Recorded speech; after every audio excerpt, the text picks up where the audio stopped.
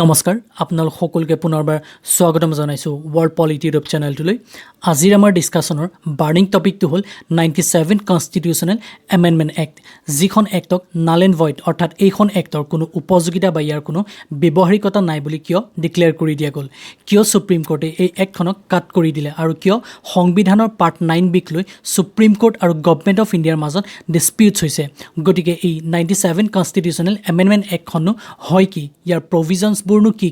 কিয় এই এক্টখনক অনা হৈছিল আৰু বৰ্তমান ইয়াক কিয় নাল এণ্ড ভইড অৰ্থাৎ ৰিমুভ কৰি দিয়া গ'ল সেই গোটেইখিনিৰ বিষয়ে আলোচনা কৰিম লগতে সুপ্ৰিম কোৰ্টে এই ক্ষেত্ৰত কি ভাৰ্ডিক ৰায় প্ৰদান কৰিলে আৰু এটৰ্নি জেনেৰেল কে বেণুগোপাল দেৱৰ কি ৰায় আছিল সেই সম্পৰ্কেও জ্ঞাত হ'ম গতিকে ডিসকাশনৰ আগতে কৈ লওঁ যদিহে আপুনি ইউপিএসসি বা এপিএসসি এস্পাইৰেন্ট হয় তেন্তে এই বিষয়টো মেইনছৰ কাৰণে প্ৰিপেয়াৰ কৰি থব কাৰণ এইবাৰ 97 কনস্টিটিউশনাল এমেন্ডমেন্ট এক্ট বা ইয়াৰ লগত জড়িত বিষয়বস্তুবোৰ মেইনছত ইণ্ডিয়ান পলিটিত সুধিব পাৰে লগতে প্ৰিলিমছৰ কাৰণেও চাই থব কাৰণ এমসিকিউ হিচাপে যিকোনো প্ৰশ্ন এই বিষয়ত সুধি দিব পাৰে গতিকে সকলোৱে বুজি পোৱাৰ সুবিধাকৈ বিষয়বস্তুটো আলোচনা কৰিম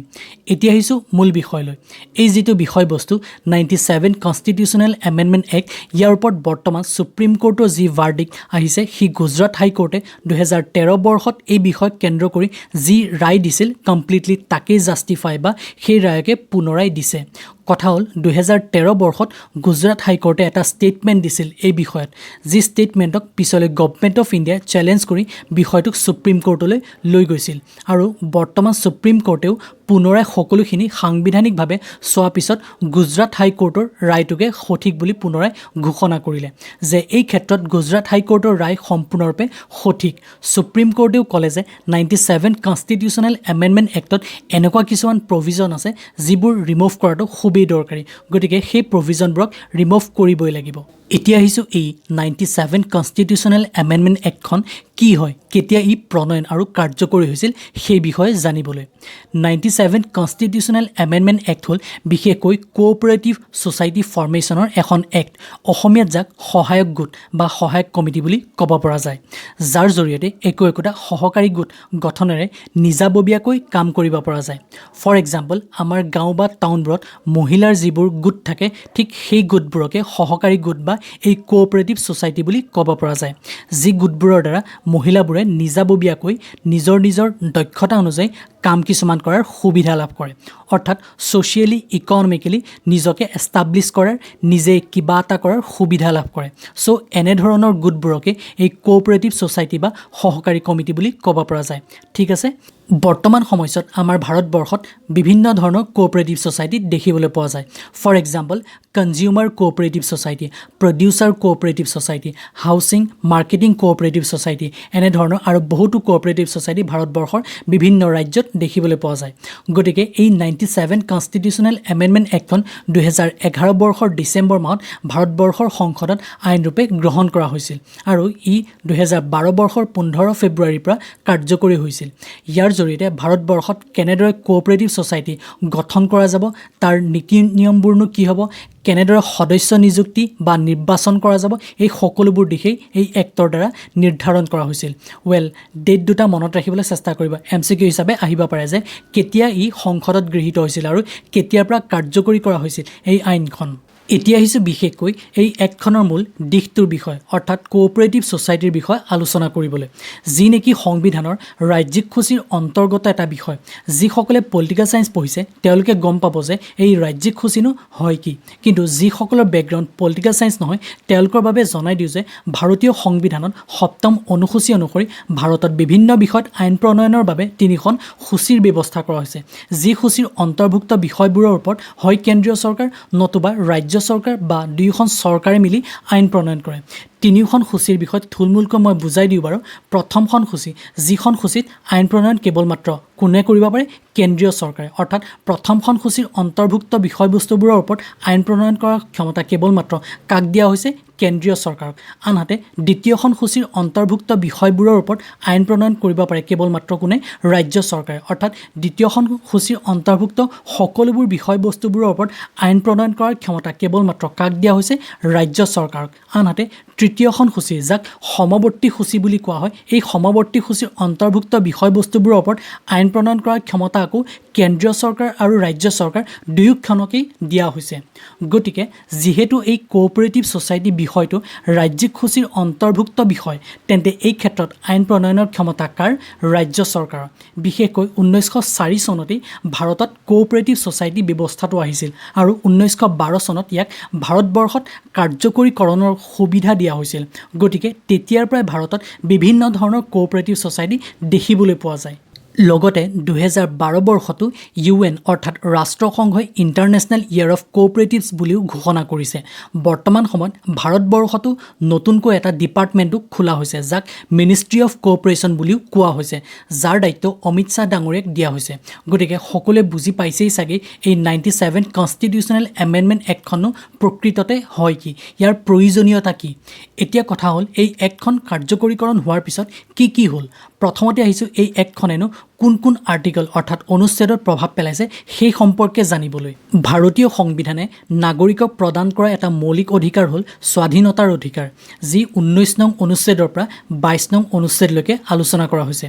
এতিয়া এই স্বাধীনতাৰ অধিকাৰৰ 19 ক অনুচ্ছেদ হ'ল ফ্ৰীডম অফ স্পীচ বাক স্বাধীনতা তাত কোৱা হৈছে যে দেশৰ নাগৰিকে প্ৰয়োজনত সংস্থা বা গোট গঠন কৰিব পাৰিব গতিকে 97 কনষ্টিটিউচনেল এমেণ্ডমেণ্ট এক্টখন এই 19 ক অনুচ্ছেদৰ সাব ক্লজ সিৰ লগত ডাইৰেক্টলি জড়িত কাৰণ দুয়োটাতে কোঅপাৰেটিভ সোসাইটি ফৰ্মেশ্যনৰ কথা কোৱা হৈছে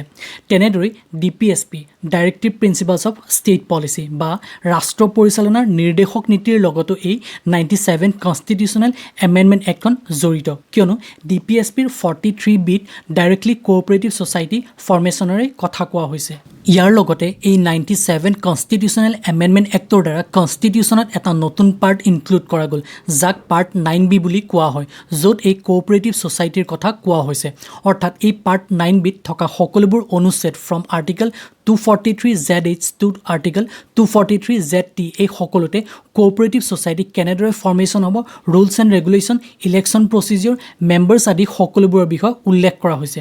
এতিয়া ইমানখিনি আলোচনাৰ অন্তত মূল কথাটো হ'ল যে ইয়াত মূল সমস্যাটো কেনেদৰে আহিল সমস্যাটো হ'ল যে এই বিষয়টো ৰাজ্যিক সূচীৰ অন্তৰ্গত এটা বিষয় গতিকে ষ্টেট লিষ্ট বা ৰাজ্যিক সূচীৰ অন্তৰ্গত কোনো বিষয়ত যদি আইন প্ৰণয়ন কৰিব লগা হয় তেন্তে দেশৰ আধাতকৈ বেছি ৰাজ্যই ৰেটিফিকেশ্যন বা সমৰ্থন কৰিব লাগিব কিন্তু 2011 বৰ্ষত যেতিয়া 97 কনষ্টিটিউচনেল এমেণ্ডমেণ্ট এক্টখন অনা হৈছিল তেতিয়া এই যি আধাতকৈ বেছি ৰাজ্যৰ সমৰ্থনৰ বা পাৰ্মিশ্যনৰ দৰকাৰ সেইটো লোৱা হোৱা নাছিল যি নেকি সংবিধানৰ আৰ্টিকল 368ক ডাইৰেক্টলি ভায়োলেট কৰা দেখা যায় যাৰ কাৰণে সুপ্ৰিম কোৰ্টে এই 97 কনষ্টিটিউচনেল এমেণ্ডমেণ্ট এক্টখনক অযুক্তিকৰ বুলি ঘোষণা কৰিছে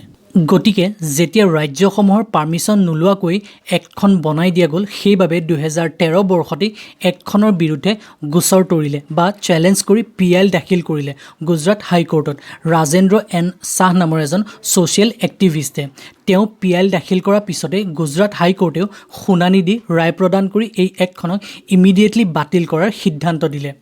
তাৰ ঠিক পিছতেই গভৰ্ণমেণ্ট অফ ইণ্ডিয়াই গুজৰাট হাইকোৰ্টৰ ৰায়ৰ বিৰোধিতাৰে গোটেই বিষয়বস্তুটোকে সুপ্ৰিম কোৰ্টৰ মজিয়ালৈ লৈ আহিলে গতিকে এতিয়া এই কেছটো ৰাজেন্দ্ৰ শাহ ভাৰ্চেছ ইউনিয়ন অফ ইণ্ডিয়া 2021 হ'লগৈ এতিয়া বিষয়টো সুপ্ৰিম কোৰ্টৰ মজিয়া আহি পোৱাৰ লগে লগে বিষয়টোৰ এটা ক্লিয়াৰ ডিচিশ্যন হ'বৰ বাবে এখন 3জনীয়া কনষ্টিটিউচনেল বেঞ্চ গঠন কৰি দিয়া গ'ল যি 3জন ন্যায়াধীশে এই বিষয় সন্দৰ্ভত ৰায় প্ৰদান কৰিব এতিয়া কথা হ'ল এই জাষ্ট 3জন কোন আছিল গতিকে 3জন জাজৰ প্ৰথমজন জাজ আছিল জাষ্টিস KM জোসেফ দ্বিতীয়জন আছিল জাষ্টিস Rohinton F নাৰিমান আৰু তৃতীয়জন জাজৰ নাম আছিল BR গাভাই আপোনালোকে স্ক্ৰীনত দেখাই পাইছে কথা হ'ল এই 3জনটো আছিল কনষ্টিটিউচনেল বেঞ্চৰ জাজ যি গুজৰাট হাইকোৰ্টৰ ৰায়ৰ ওপৰত শুনানি প্ৰদান কৰিব আনহাতে গভৰ্ণমেণ্ট অফ ইণ্ডিয়াৰ ফালৰ পৰা কেছটোৰ দায়িত্বনো কোনে ল'লে দায়িত্ব ল'লে এটৰ্নি জেনেৰেল KK বেনুগোপালে এতিয়া কথা হ'ল কনষ্টিটিউশ্যনেল বেঞ্চৰ দুজন জাজৰ ৰায় মতে অৰ্থাৎ জাষ্টিছ ৰহিণ্টন এফ নাৰিমান আৰু বি আৰ গাভাৰ মতে 97 কনষ্টিটিউশ্যনেল এমেণ্ডমেণ্ট এক্টৰ কিছুমান প্ৰভিজনক ৰিমুভ কৰি দিলেই হ'ল, বাকীখিনি যেনেদৰে আছে ঠিক তেনেদৰেই থাকক। কিন্তু জাষ্টিছ কে এম জোচেফে এওঁলোকৰ এই ৰায়ৰ বিৰোধিতাৰে ক'লে যে কেইটামান প্ৰভিজন নহয়, গোটেই 97 কনষ্টিটিউশ্যনেল এমেণ্ডমেণ্ট এক্টখনকেই ৰিমুভ কৰি দিয়াটোহে প্ৰাসংগিক হ'ব, নহ'লে সমস্যা পিছলৈও থাকিব পাৰে। গতিকে এই কনষ্টিটিউশ্যনেল বেঞ্চখনৰ যিটো ৰায় আহিছিল সি 2:1 ৰেচিঅ'ত আহিছিল, যে দুজনৰ মতে কিছুমান প্ৰভিজন এই এক্টৰ আঁতৰাই দিলেই হ'ল আৰু এজনৰ মতে গোটেই এক্টখনক ৰিমুভ কৰি দিয়াটোহে সুবিধাজনক হ'ব। কিন্তু মূল কথাটো হ'ল এনেধৰণৰ ৰায় কিয় প্ৰদান কৰা গ'ল? ইয়াৰ মূল কাৰণ আছিল কে বেণুগোপাল, যি নেকি গভৰ্ণমেণ্ট অফ ইণ্ডিয়াৰ ফালৰ পৰা কেছটোৰ ওকালতি কৰিছিল, কাৰণ তেওঁ প্ৰিন্সিপাল অফ ছেভাৰেবিলিটিৰ কথা কৈছিল। এতিয়া এই প্ৰিন্সিপাল অফ ছেভাৰেবিলিটিনো কি? ইয়াৰ অৰ্থটো হ'ল যদিহে সংবিধানৰ কোনো এমেণ্ডমেণ্ট এক্টে আৰ্টিকল 368ক ভায়লেট কৰা দেখা যায়, তেন্তে সেই এক্টখনৰ যিবোৰ প্ৰভিজনৰ কাৰণে আৰ্টিকল 368 ভায়লেট হৈ আছে সেই প্ৰভিজনছবোৰ ৰিমুভ কৰি দিলেই হ'ল, বাকী যিবোৰ আছে সেইবোৰক ৰিমুভ বা আঁতৰ কৰিব নালাগে। সেই গতিকে অৱশেষত পূৰ্বতে গুজৰাট হাইকোৰ্টৰ ৰায়কে বিবেচনা কৰি সেই ৰায়তে ছুপ্ৰিম কোৰ্টে নিজৰ ৰায় প্ৰদান কৰিলে আৰু এই বিতৰ্কমূলক 97 কনষ্টিটিউশ্যনেল এমেণ্ডমেণ্ট এক্টখনক সম্পূৰ্ণৰূপে বাতিল নকৰি কিছুমান প্ৰভিজন যিবোৰে সমস্যা সৃষ্টি কৰিছে বা কৰিব পাৰে সেই প্ৰভিজনবোৰক ৰিমুভ কৰাৰ ৰায় প্ৰদান কৰিলে। ৱেল, বিষয়বস্তুটো বুজি পাইছেই চাগে এতিয়া যে 97 কনষ্টিটিউশ্যনেল এমেণ্ডমেণ্টখননো কি হয়, ইয়াক লৈ কিয় বিতৰ্কৰ সূচনা হৈছিল, পৰৱৰ্তী পৰ্যায়ত ইয়াক লৈ কি ঘটিলে, শেষত ছুপ্ৰিম কোৰ্টে বিতৰ্কৰ অৱসান ঘটাই কিনো ৰায় প্ৰদান কৰিলে এই সম্পৰ্কে। গতিকে বিষয়বস্তুৰ বিষয় যদি আপোনালোকে যি আলোচনা কৰা গ'ল সেই বিষয় যদি ভাল পাইছে তেন্তে ভিডিঅ'টো লাইক এটা কৰিব আৰু চেনেলটো ছাবস্ক্ৰাইব কৰিবলৈ নাপাহৰিব। আজিলৈ সামৰিছোঁ, ধন্যবাদ।